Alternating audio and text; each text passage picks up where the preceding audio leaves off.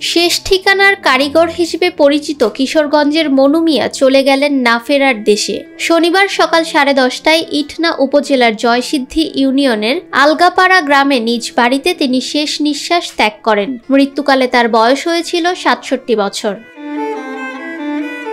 জীবনের অর্ধশত বছর ধরে নিঃস্বার্থভাবে মানুষের দাফন কাজে অংশ নিয়েছেন এই মানুষটি। 3000-এরও বেশি কবর খুঁড়েছেন বিনা পারিশ্রমিকে। মানুষ তাকে ডাকত শেষ ঠিকানার কারিগর।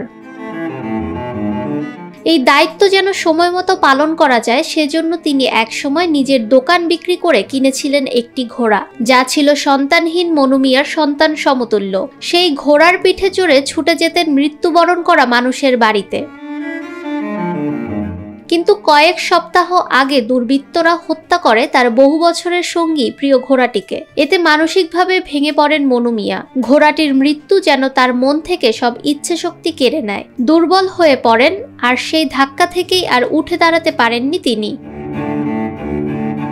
সবচেয়ে হৃদয়স্পর্শী ছিল তার শেষ বিদায়। জানাজা ও দাফনের সময় প্রিয় ঘোড়াটির ছবি রাখা হয় তার মরদেহের পাশে।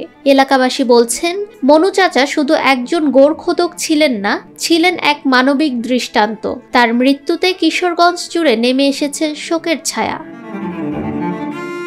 ফাহমিদা বিনতে আনোয়ার, নিরপেক্ষ।